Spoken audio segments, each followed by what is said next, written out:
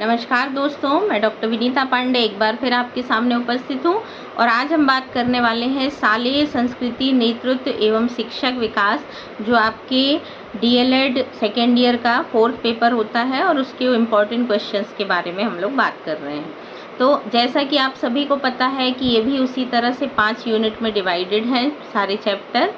और इसमें भी आपको अति लघुत्तरीय प्रश्न, लघुत्तरीय प्रश्न, दीर्घोत्तरीय और ऑब्जेक्टिव टाइप के क्वेश्चंस पूछे जाते हैं। अब इसमें हमको पढ़ना क्या है, तो फर्स्ट यूनिट से आपको देखना है विद्यालय संस्कृति, अनुशासन, कक्षा संस्कृति, शाला नियोजन की विशेषताएं, निरीक्षण का अर्थ स्पष्ट करना है, छात्रों के वर्गीकरण के सामान्य सिद्धांत क्या होते हैं वो लिखना है, और कमज़ोर वर्ग, अल्पसंख्यक समूह और सामान्य वर्ग की शिक्षा को बढ़ावा देने के लिए उच्चतम न्यायालय जो है वो क्या क्या करता है। साथ ही हमको डाइट क्या है, एनसीईआरटी की योजनाएं क्या होती हैं, प्राथमिक शिक्षा का प्रशासन क्या होता है, विद्यालय संकुल के उद्देश्य, विश्वविद्यालय अनुदान आयोग के कार्य, संभागीय शिक्षा अधीक्षक के कार्य, विद्यालय एक सामाजिक संस्था है इसके बारे में भी हमको बताना है, स्कूल प्रबंधन समिति क्या होती है, और शिक्षा नीतियों की समझ की हमको व्याख्या करनी है। साथ ही हमको कक्षा संस्कृति क्या होती है ये भी देखना है, और शालेय संस्कृति के प्रकार जो होते हैं वो भी हमको बताना है। औपचारिक संगठन की विशेषताएं, अनौपचारिक संगठन क्या होते हैं, और शिक्षक की डायरी क्या होती है, छात्रों की नेतृत्व संबंधी भूमिकाएं जो होती हैं वो क्या होती हैं, एक प्रभावी अध्यापक जो होता है वो कैसे कार्य करता है, साथ ही विद्यालय का वार्षिक उत्सव कैसे मनाया जाता है, उसके क्या क्या फैक्टर होते हैं, ये सब भी हमको लिखना है। साथ ही शाला प्रबंधन की विशेषताएं आपको लिखनी है, और प्रबंधन क्या है पढ़ना है, प्रार्थना सभा का महत्व क्या होता है, इसके उद्देश्य क्या होते हैं, और उद्बोधक के रूप में आपका जो अध्यापक होता है उसकी भूमिका बतानी है। समवर्ती सूची में शिक्षा का क्या महत्व है, और राज्य स्तर पर विद्यालयीन शिक्षा के लिए क्या क्या प्रयास किए जा रहे हैं, ये भी चीज़ें हमको पढ़नी है। पूर्व प्राथमिक शिक्षा क्या होती है, और विद्यालय जो होता है उसकी भौतिक संरचना क्या होती है, उसमें कौन कौन से कक्षाएं होती हैं, क्या क्या उपकरण होते हैं, ये इस तरह के प्रश्न हमको पढ़ना है। और साथ ही शिक्षा और संस्कृति का संबंध हमको अच्छे से पढ़ना है। और समावेशी बालक क्या है, संप्रेषण के आधारभूत तत्व क्या हैं, शालेय मापदंड क्या हैं, और समाज की आवश्यकता और ज्ञान का बदलता स्वरूप जो है वो भी हमें पढ़ना है। संप्रेषण, अंतःक्रिया, कक्षा कक्ष प्रक्रिया, और बहुकक्षा शिक्षण, बहुस्तरीय शिक्षण, ये भी हमको देखना है। और मध्य प्रदेश में समावेशी शिक्षा की क्या स्थिति है, ऐसा प्रश्न पूछा जाता है। साथ ही संप्रेषण का अर्थ और इसको किस प्रकार से हम अप्लाई करते हैं, कक्षागत प्रबंधन में शिक्षक की भूमिका, और शाला का कैलेंडर क्या होता है और इसकी उपयोगिता क्या होती है, और विद्यालय की संस्कृति को अच्छा बनाने के लिए हमें क्या क्या करना चाहिए।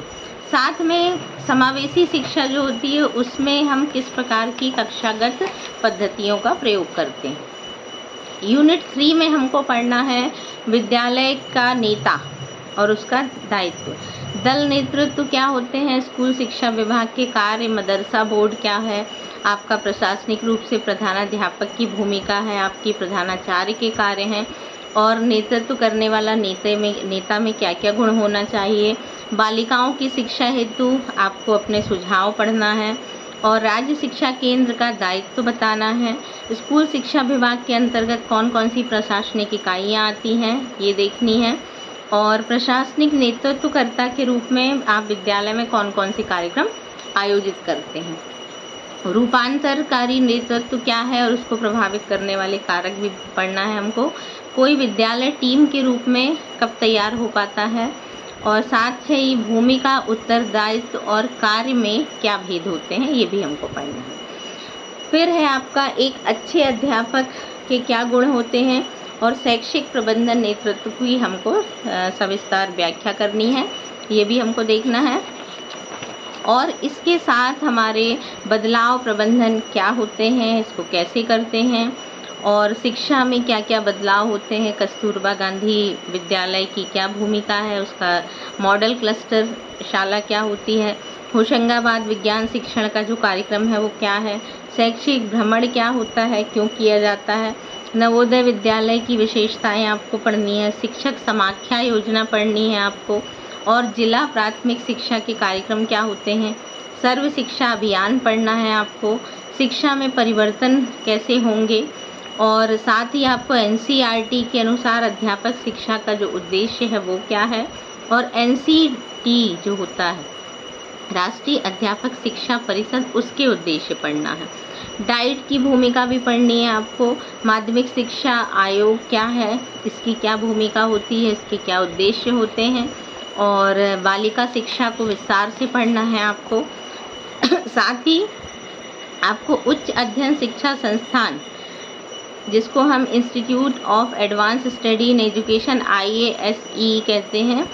वो क्या है और उसका विस्तार कैसे होना चाहिए, भारत में शिक्षक शिक्षा के विकास के लिए क्या क्या कार्य किए गए हैं, और विभिन्न शिक्षण विभागों के बारे में हमको पढ़ना है, राष्ट्रीय शिक्षा नीति 1986 को पढ़ना है, और NUEPA national institute of educational planning and administration की कार्य और भूमिका भी हमको पढ़ना है, और राष्ट्रीय शिक्षा नीति और इसके POA का शिक्षक प्रणाली पर क्या प्रभाव होता है हमको ये भी पढ़ना है, और साथ ही पूर्व सेवाकालीन शिक्षक और सेवाकालीन शिक्षक क्या होते हैं, इनकी जो अवधारणा है उसको हमको बताना है। तो आशा है कि आपको मेरा ये वीडियो पसंद आएगा और आप लोग अपनी परीक्षा की जो तैयारियां हैं इस वीडियो को देख करके बहुत अच्छे से करेंगे। आज के लिए बस इतना ही, धन्यवाद।